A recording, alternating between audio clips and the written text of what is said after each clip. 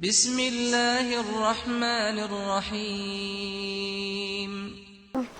الحمد لله رب العالمين والصلاة والسلام على رسوله الكريم. قال الله تبارك وتعالى في القرآن المجيد والفرقان الحميد. فأعوذ بالله من الشيطان الرجيم. بسم الله الرحمن الرحيم. يا أيها الذين آمنوا لا تبطلوا صدقاتكم بالمن والأذى كالذي ينفق ماله رياء الناس ولا يؤمن بالله واليوم الآخر.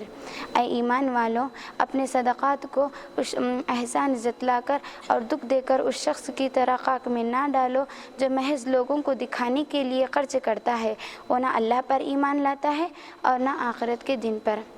میں آپ لوگوں کے سامنے ریاکاری کس کو کہتے ہیں اور ریاکاری کرنے والوں کے اعمال کی مثال اللہ تعالیٰ نے کس طرح بیان کی ہے انشاءاللہ بتاؤں گی۔ ریاکاری کس کو کہتے ہیں؟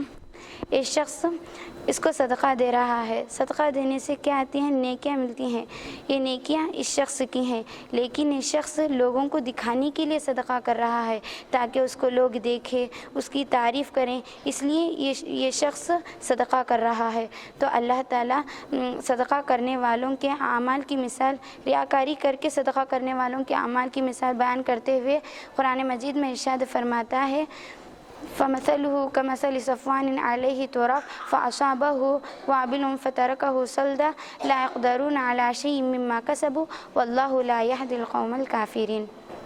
اللہ تعالیٰ ریاکاری کرنے والوں کے اعمال کی مثال بیان کرتے ہوئے کہہ رہا ہے، ایک چٹان پر مٹی کی تہ بنی ہوئی ہے، جب اس پر زور سے بارش آتی ہے تو وہ مٹی کی تہ بہہ کر چلی جاتی ہے اور صاف چٹان باقی رہتی ہے۔